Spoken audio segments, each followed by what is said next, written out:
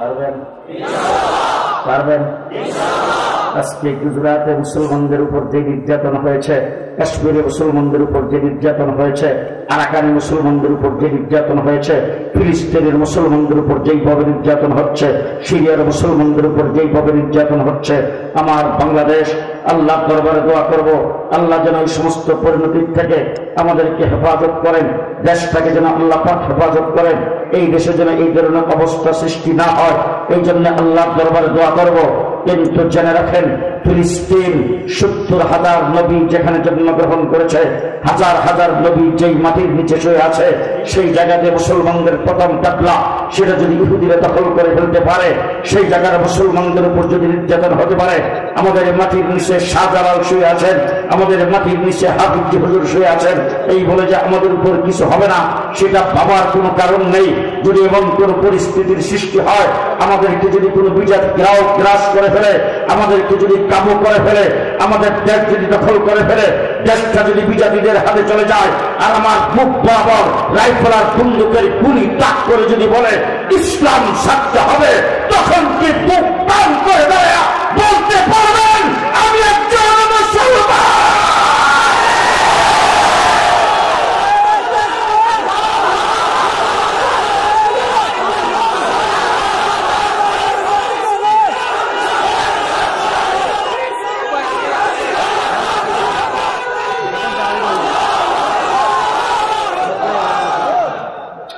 সকাল সন্ধ্যা রাত্রদিন 24 ঘন্টা আমাকে এই খেয়াল করতে হবে যে আমি একজন মুসলমান।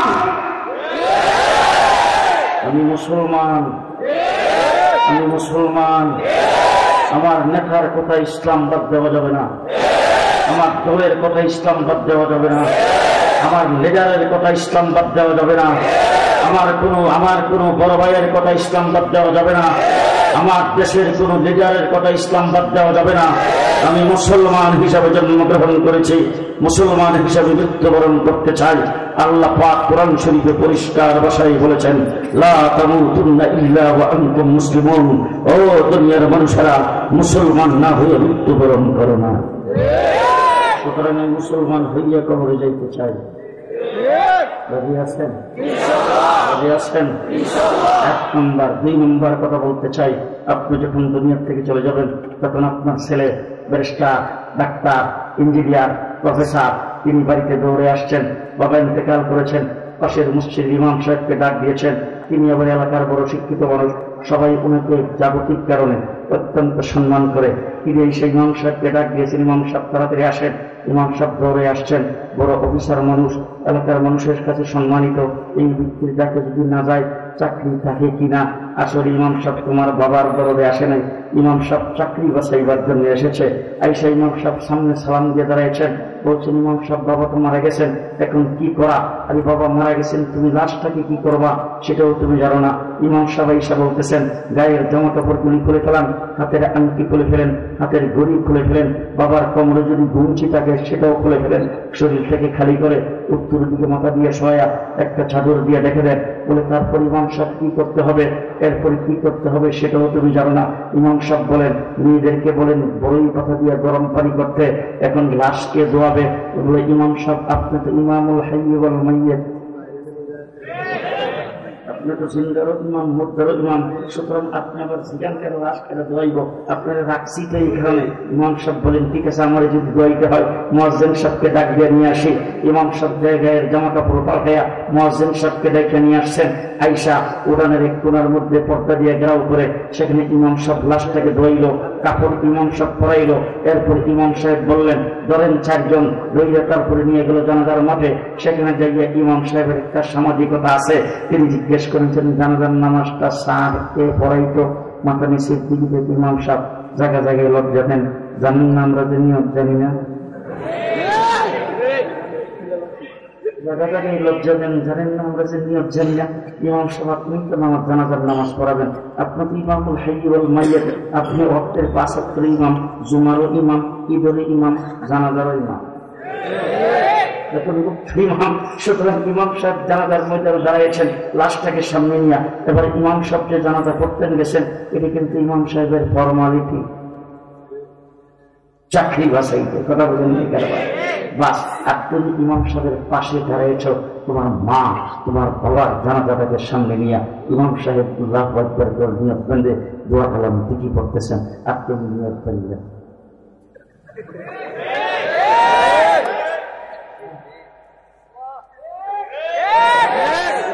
তুমি ব্যারিস্টার, তুমি ডাক্তার, তুমি ইঞ্জিনিয়ার, তুমি প্রফেসর, তুমি ডক্টর। পরিষ্কার ভাষায় বলে গেলাম, এই জমিনের উপর আসমানের নিচে তোমার মতো মূর্খ কেউ নাই, তোমার মতো কুলাঙ্গার কেউ নাই। মা বাবার জানাজা দিয়ে তুমি মা বাবার মাগফিরাত কামনা করতে পারো। আমরাও কি সন্তান বলবো? জি, আমি বলবো।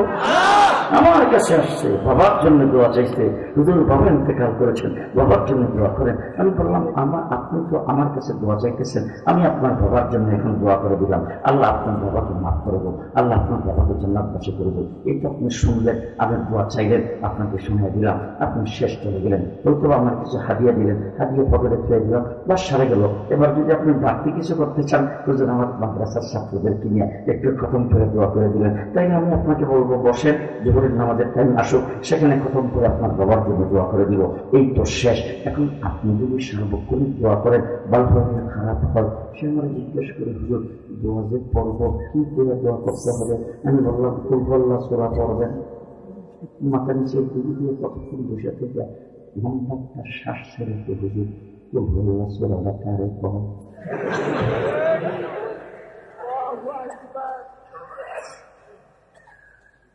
রাগ করতেছেন?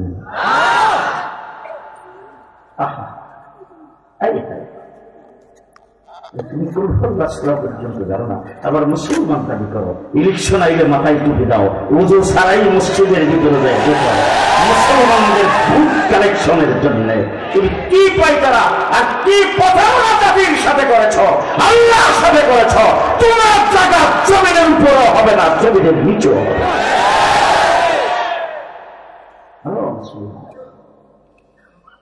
জন্য আমি দুইটা দিক, আমাদের দুইটা দিক ভালো করে মনে রাখতে হবে। একটা হলো ইসলামের গাছের করে আমার নবী রক্ত দিয়েছে।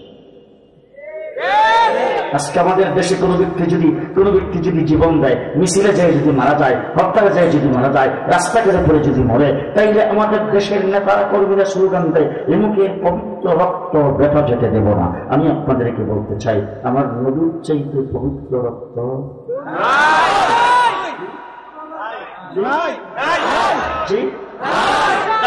পৃথিবীর সমস্ত কুতুবকে যদি একত্রিত করা হয়, তাম পৃথিবীর সমস্ত আব্দুল গাউস কুতুব সাহাবায়ে কেরাম থেকে শুরু করে যত নবী পৃথিবীতে আগমন করেছেন, সমস্ত নবীর সমস্ত উম্মতের রক্ত একত্রিত করা যদি হয় এক পাল্লায়, আর আমার নবীর এক ফোঁটা রক্ত যদি এক পাল্লায় ফোটানো হয়, ওই এক ফোঁটা রক্ত সমান তাম পৃথিবীর রক্ত হবে না। রাসূলুল্লাহ সাল্লাল্লাহু আলাইহি ওয়াসাল্লাম তাইফের জমিনে বৃষ্টির মতো পাথরের আঘাত করছে।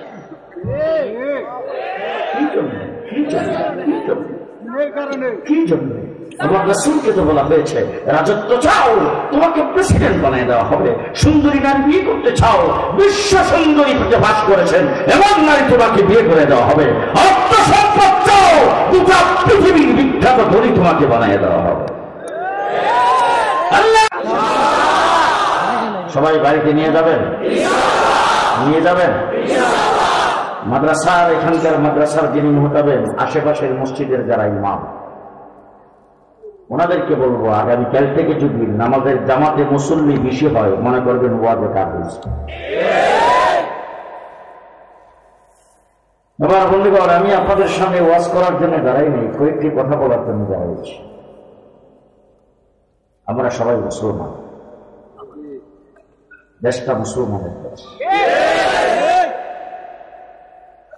ঐতিহাসিকভাবে সত্য, দেশটা মুসলমানের দেশ। 1947 সালে আমরা স্বাধীনতা অর্জন করেছিলাম। ইংরেজদের বিরুদ্ধে 250 বৎসর লড়াইয়ের পরে ইংরেজ যখন এই দেশ থেকে যাওয়ার সিদ্ধান্ত গ্রহণ করেছে আমাদের লাঠিডান্ডার বাড়িতে, তখন এই দেশটাকে দুই ভাগে ভাগ করেছেন, একটা হলো হিন্দুস্তান আর একটা হলো পাকিস্তান। হিন্দুস্তান যেখানে হিন্দু মেজরিটি সেটার নাম হবে হিন্দুস্তান, যেখানে মুসলমান অধ্যুষিত সেটার নাম হবে পাকিস্তান। 1947 সনে আমরা পূর্ব পাকিস্তানের অংশ হয়েছিলাম মেজরিটি মুসলমান হওয়ার কারণে। পশ্চিম পাকিস্তানিরা আমাদের উপর জুলুম নির্যাতন করেছেন, আমাদেরকে শোষণ করেছেন, আমাদের মাল সম্পদ লুণ্ঠন করেছেন। এই জন্য বঙ্গবন্ধু শেখ মুজিবের নেতৃত্বে 1971 সালে আবার 9 মাস রক্তক্ষয়ী লড়াই করে মুক্তিযুদ্ধ করে বাংলাদেশ নামে দেশটাকে স্বাধীন করেছে। শিক্ষিত সমাজ যারা আমার কথা নিশ্চয়ই আপনারা সাই দিবেন, যদি আমরা পূর্ব পাকিস্তানের অংশ না হতাম দেশ স্বাধীন করা এত সহজ ছিল। মুসলমান মেজরিটির ভিত্তিতে যদি 1947 সালে স্বাধীনতা অর্জন না করতাম, স্বাধীন না হতাম, আমরা 71 স্বাধীনতা অর্জন করতে পারতাম না। যেমনি করে কাশ্মীর 70 বছর পর্যন্ত আন্দোলন করে স্বাধীনতা অর্জন করতে পারে না। ঐতিহাসিকভাবে সত্য, দেশটা মুসলমানের দেশ, মুসলমান মেজরিটির জন্যই আমরা দেশে স্বাধীন। ঠিক না বেঠিক? ঠিক না বেঠিক? আমাদের 3 দিক বিজাতিদের বেষ্টনী। যারা গুজরাটের মুসলমানদেরকে কুচকাটা করে, যারা কাশ্মীরের মুসলমানদেরকে হত্যা করে, যারা বাবরি মসজিদকে ধ্বংস করে, যারা মুসলমানদের গুরু জবাই করতে দেয় না, যারা মুসলমানদের উপর শোষণ নির্যাতন করে, এরকম বিজাতিরা আমাদের 3 দিক গ্রাও করে রেখেছেন। আরেক দিক বঙ্গোপসাগর। আমাদের দেশটা মুসলমান, এই কারণে বাবরি মসজিদ যখন ধ্বংস করে আমাদের দেশের মানুষ লং মার্চ করে। কাশ্মীরি মুসলমানদের উপর যখন আক্রমণ করে তখন আমাদের দেশের মানুষ রাজপথে লড়াই করে। যখন এই দেশের এই সমস্ত খুনিরা যখন আসতে চায় তখন দেশের মানুষ প্রতিরোধে দাঁড়ায়। এই অবস্থাটা দেখে গোটা বিশ্বের সমস্ত বিজাতিরা ঐক্যবদ্ধ হয়েছে বাংলাদেশ থেকে ইসলামকে দূরে সরিয়ে দেওয়া হবে। 1 নম্বর হাতিয়ার হল স্কুল, কলেজ, ইউনিভার্সিটির শিক্ষা থেকে ইসলামী শিক্ষাকে বিতাড়িত করে। ব্যঙ্গের নাচ শিখাইবার জন্য স্কুলের দরকার, হাসের দাগ শিক্ষার জন্য স্কুলের দরকার, পেন শিখাইবার জন্য স্কুলের দরকার। দেশের 92% মুসলমানের দেশের, মুসলমানদের রাজস্বের, মুসলমানদের ট্যাক্সের পয়সায় পরিচালিত স্কুলের ভিতরে মুসলমানের সন্তানের লেখাপড়া করবে। সেখানে উজু শিক্ষা দেওয়া হবে না, তায়াম্মুম শিক্ষা দেওয়া হবে না, গোসল শিক্ষা দেওয়া হবে না, নামাজ শিক্ষা দেওয়া হবে না, পাক নাপাক শিক্ষা দেওয়া হবে না, হালাল হারাম শিক্ষা দেওয়া হবে না, কোরআন শিক্ষা দেওয়া হবে না, সূরা কেরাত শিক্ষা দেওয়া হবে না, দোয়া কালাম শিক্ষা দেওয়া হবে না। মুসলমানদের কোনো কিছু শিক্ষা না দিয়ে বিজাতিদের শিক্ষা সেই জায়গায় দিয়ে আজকে মুসলমানদের সন্তানদেরকে মূর্খ জাহেলে পরিণত করার চেষ্টা করা হচ্ছে। আজকে আমার দেশের শিক্ষিত সমাজের যারা বুদ্ধিজীবী সেজেছেন, বড় বড় ডিগ্রি হাসিল করেছেন, ব্যারিস্টার, ডাক্তার, ইঞ্জিনিয়ার, তাদের যখন মা বাপ ইন্তেকাল করে জানাজাটাও ঠিক মতন করতে পারে না। ঠিক কিনা বলেন? আমার দেশের বড় বড় বুদ্ধিজীবীর, বড় বড় শিক্ষিত সমাজের অনেক বড় বড় লিডাররা যখন ইন্তেকাল করে তখন তাদের জানাজার দৃশ্য দেখলে হাসি ছাড়া কিছু আসে না। ও আমার ভাইয়া, মুসলমানের সন্তান জানাজার নামাজ জানবে না, কোন সন্তান রেখে যেতে চান? জন্য আমি শুধু একটা কথা আপনাদের সামনে বলতে আসছি। 1 নম্বর, আজকের মাটি থেকে অঙ্গীকার করে যাব মৃত্যু পর্যন্ত মুসলমান হিসাবে বসবাস করব ইনশাআল্লাহ।